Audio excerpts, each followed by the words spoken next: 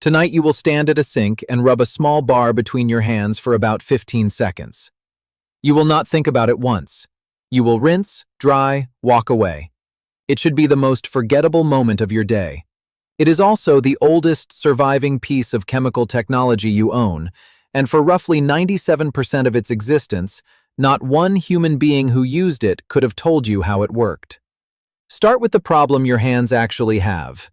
They are not covered in dirt. Dirt rinses off.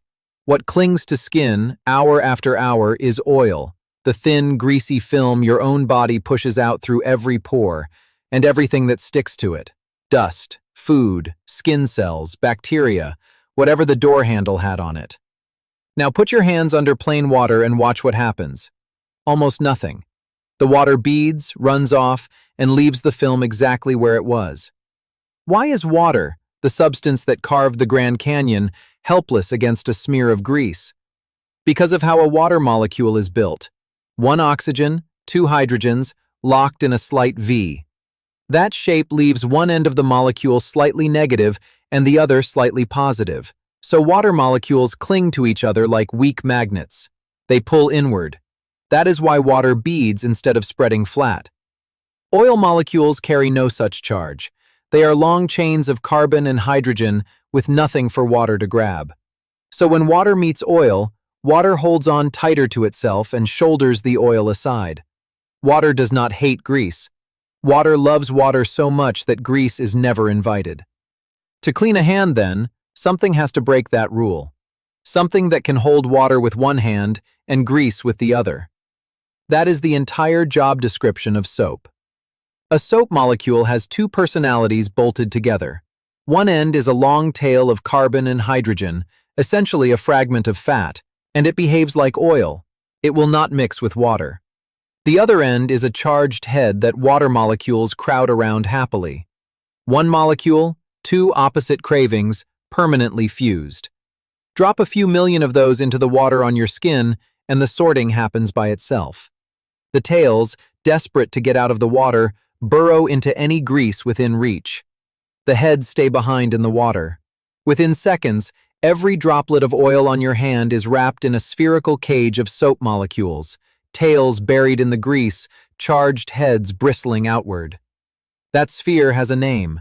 It is called a micelle, and it is the whole trick, because the outside of the ball is now water-friendly. The grease locked inside can finally leave with the rinse water. A micelle is roughly 5 nanometers across. You would need something like 2 million of them, shoulder to shoulder, to span your thumbnail. Nobody in the ancient world knew a single word of that.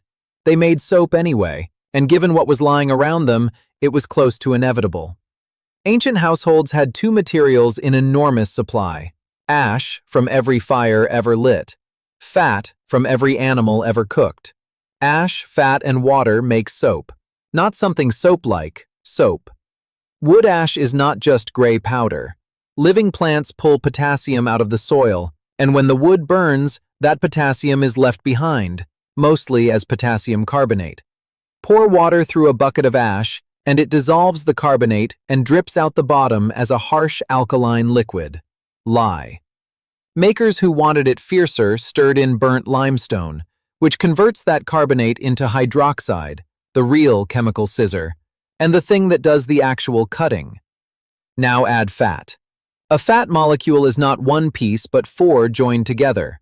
A short backbone called glycerol with 3 long fatty chains hanging off it, like 3 ropes tied to one post. Hydroxide attacks each of those 3 knots and cuts the ropes free. The glycerol floats away.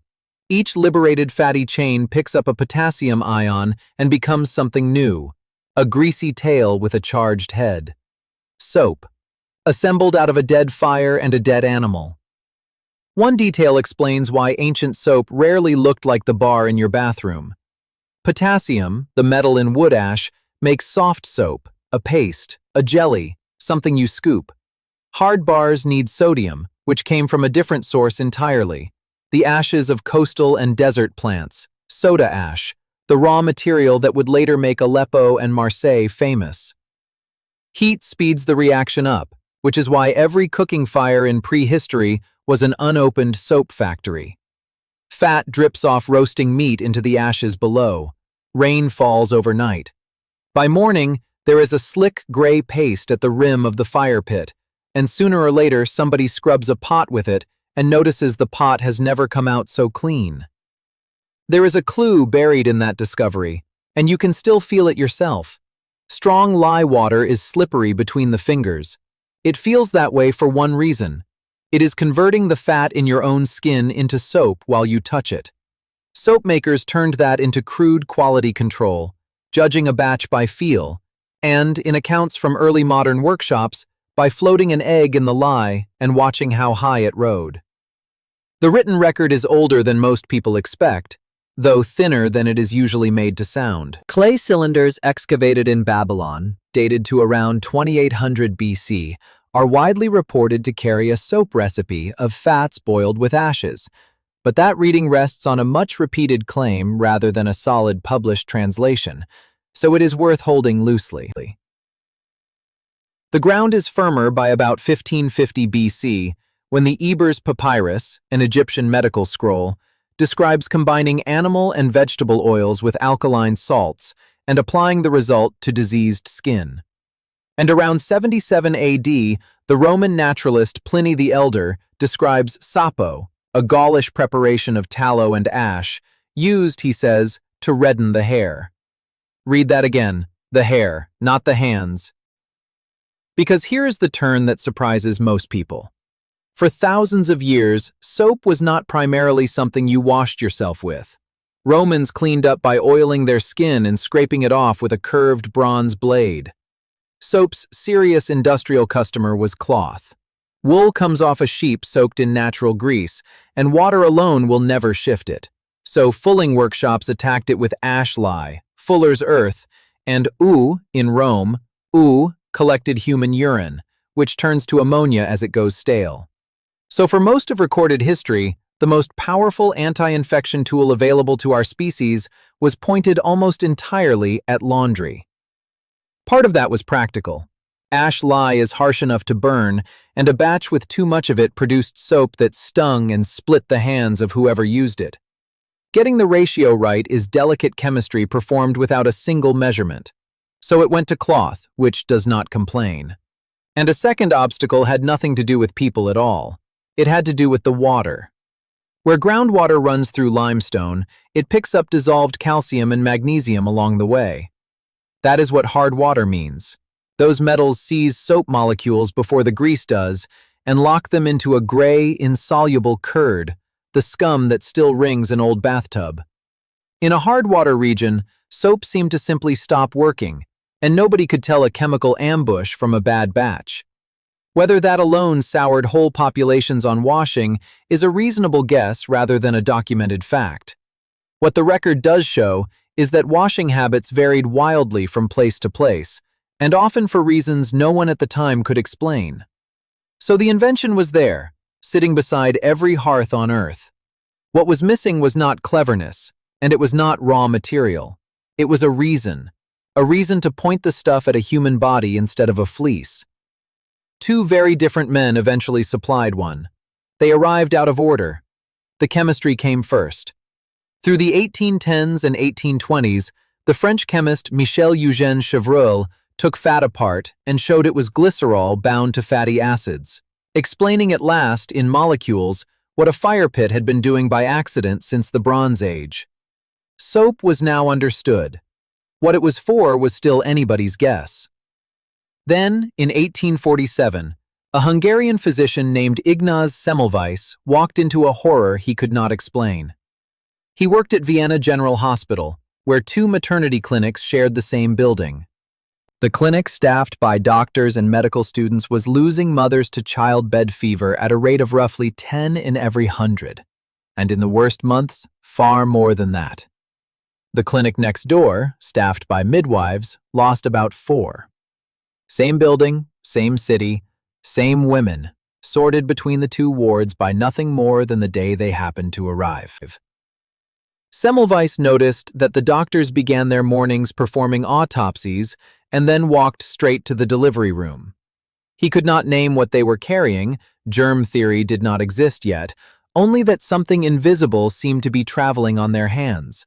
So he ordered every physician to scrub with a solution of chlorinated lime before touching a patient. Deaths in the doctor's clinic fell to around 1 in 100. Notice what he reached for, not soap. Soap and water were already ordinary in that hospital and had visibly changed nothing. He chose chlorinated lime because it was the one thing that stripped the smell of the autopsy room off his hands. Right instinct, wrong theory, and it was enough. It was not enough for his colleagues. He was mocked, pushed out of his post, and in 1865 he died in an asylum at 47, still insisting that clean hands saved lives. Only afterwards did Louis Pasteur's work through the 1860s establish that microscopic organisms cause disease, and Joseph Lister carry that idea into the operating theater in 1867. Sit with the arithmetic for a second. Something like 47 centuries separate the first written hints of soap from the moment anyone identified the enemy it had been quietly defeating the whole time. And soap kept one last secret in reserve, one that only became urgent in your lifetime. Many viruses, influenza and the coronaviruses among them, wrap themselves in a fatty envelope taken from the last cell they destroyed. That envelope is what lets them dock onto your cells. It is also made of precisely the material a soap tail is built to burrow into. As the chemist Paul Thorderson explained to a very attentive world in 2020, soap does not merely rinse those viruses away. Its tails wedge into the fatty coat and pry it open, and the particle falls apart. That is not the whole reason the advice says 20 seconds, and it is worth being honest about that. Prying a virus apart is quick. Covering every knuckle, every nail bed, every web of skin is not. The 20 seconds is mostly about reach and friction, and about the viruses soap cannot take apart at all, like norovirus, which has no fatty envelope to dismantle and simply has to be scrubbed loose and rinsed down the drain. So look at the bar again. It is fat and ashes. It was invented by nobody in particular and rediscovered independently by countless people, pressed into clay, sold to launderers, rubbed into Gaulish hair, and left sitting on a shelf while mothers died 3 rooms away. It works because one end of a molecule wants water and the other end wants grease. You are among the first few generations of humans to know that. Tomorrow morning, at that sink, try counting to 20 instead of 15. Those 5 extra seconds are enough to finish surrounding every trace of grease on your skin, to pull apart things you cannot see, and to complete a reaction that a fire pit stumbled into 5,000 years ago and that outsmarted your species for the next 47 centuries. Then, if you can, try to forget it.